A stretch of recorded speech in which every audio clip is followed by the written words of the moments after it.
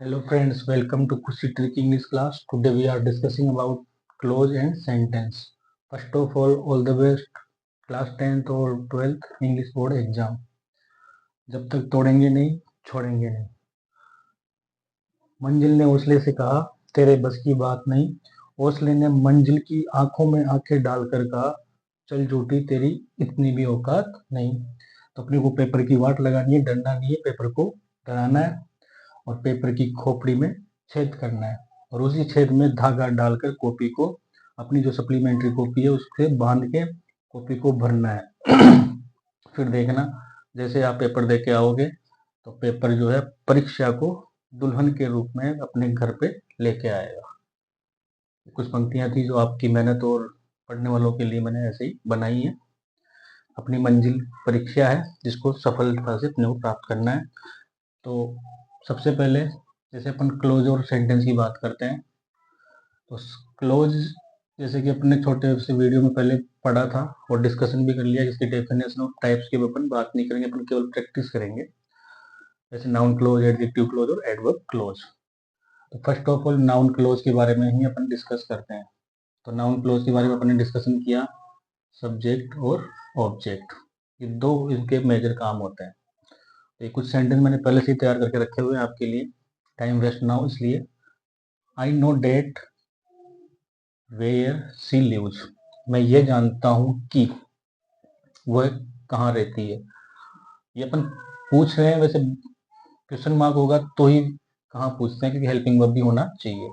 यहाँ helping verb नहीं है इसलिए अपन इस क्वेश्चन मार्क नहीं लगा सकते। तो ये यहाँ पे कंजंक्शन का काम कर रहा है। आप कहोगे आप कंजंक्शन तो इसमें डेट है, लेकिन डेट इस सेंटेंस को जोड़ रहा है, तो फिर ये वेयर क्यों लगाया।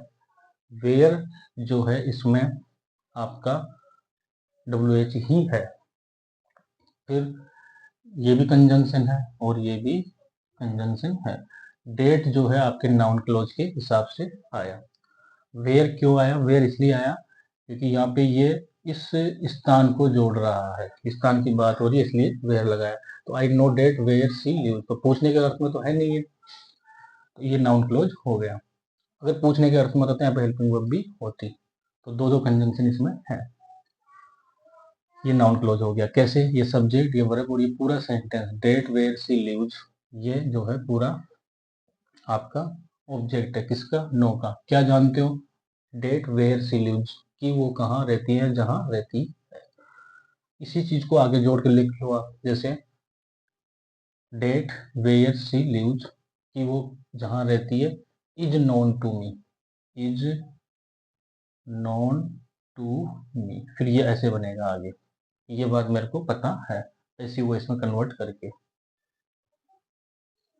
या everybody knows that where she lives, या that where she lives is known to everybody, ऐसे भी हो सकता है। तो ये एक मोटा सा आइडिया अपन ने नाउन क्लोज का लगा लिया। सब्जेक्ट और ऑब्जेक्ट आपको ध्यान रखने हैं। इस क्लोज को स्टार्ट में लिखोगे तो सब्जेक्ट हो जाएगा, बाद में लिखोगे तो ऑब्जेक्ट। मेनली अपने को यही स्ट्रक्चर याद रखना है, सब्जेक्ट वर्ब ऑब्जेक्ट। चाहे पैसिव वॉइस करो, डायरेक्ट इनडायरेक्ट करो, क्लोज करो। मैंने इसके लिए कहा था कि जी जा जी, इसी से आप पूरी ग्रामर हल करोगे। वर्ब से पहले सब्जेक्ट, वर्ब के बाद ऑब्जेक्ट। इसको इधर ले जाओ, इसको इधर, तो जी जा जी। जब इस सूत्र में कोई चेंज नहीं हुआ तो वैसे ही वर्ब इधर आप लगा दो, सॉरी ऑब्जेक्ट वर्ब और सब्जेक्ट, यहाँ पे बाय लगा दो, यहाँ पे ये थर्ड फॉर्म, यहाँ पे हेल्पिंग वर्ब, तो ये आपका बन गया पैसिव वॉइस। जैसे राम ने रावण को मारा, राम किल्ड रावण, तो Ravan is killed, sorry was लगा सकते हैं, पास्ट कंटिन्यूस में लगते हैं पैसिव वॉइस में। Ravan was killed by Ram, तो राम ने रावण को मारा या रावण राम के द्वारा मारा गया, एक ही बात है, अर्थ में चेंज नहीं हुआ। तो सेम वैसे ही जैसे डायरेक्ट इनडायरेक्ट करते हैं अपन, आई नो डेट, डेट से जोड़ते हैं, तो ये सब्जेक्ट वर्ब और ऑब्जेक्ट, ये पूरा ऑब्जेक्ट हो गया। वैसे ही अपन क्लोज भी कर रहे हैं। तो इसी सूत्र से आप हर सेंटेंस को फॉलो करेंगे, इसी स्ट्रक्चर से आप सेंटेंस से डील करेंगे, सेंस निकालेंगे। तो जहां तक है मेरा आइडिया, आप उसका सॉल्यूशन निकाल लोगे। Subject verb object, that's it. Next है I know where she lives, अब मैं जानता हूँ जहां वह रहती है। डेट नहीं है, सबसे पहली बात तो डेट नहीं है तो नाउन क्लोज तो नहीं हो सकता।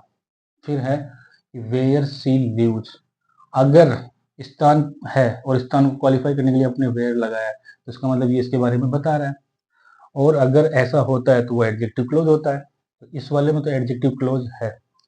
ये नाउन है प्लेस और नाउन के बारे में बताता है जो एडजेक्टिव क्लोज। इस वाले में I know where she lives ये एडवर्ब क्लोज है क्योंकि वर्ब के बाद में एडवर्ब आता है। ऐसे तो ऑब्जेक्ट आता है लेकिन ऑब्जेक्ट इसमें नहीं है। अब आपको सर ये तो ऑब्जेक्ट भी तो हो सकता है, बिल्कुल हो सकता है। I know where she lives, मैं जानता हूँ कि वो कहाँ रहती है, ठीक है। लेकिन डायरेक्ट वेयर से स्टार्ट है यानी कि स्थान की बात हो रही है और ये पूरा सेंटेंस जो है इससे कनेक्ट भी हो रहा है, तो ये आपका हो गया एडवर्ब। प्लेस की बात हो रही है, यहाँ पे भी प्लेस की बात तो हो रही है लेकिन साथ में डेट भी है और ये पूरा क्लोज इससे जुड़ भी रहा है। ये जुड़ नहीं रहा है यहाँ से जुड़ रहा है यानी कि ये सी लिव्स वह रहती है। ये तो जहाँ हो गया, यहाँ पे एक ही, ये जुड़ नहीं रहा तो ये अलग है। तो ये सेंटेंस ना होकर के एक क्या हो गया, स्थान हो गया। ये सेंटेंस भी है क्योंकि सब्जेक्ट भी है, वर्ब भी है और कंजंक्शन भी है।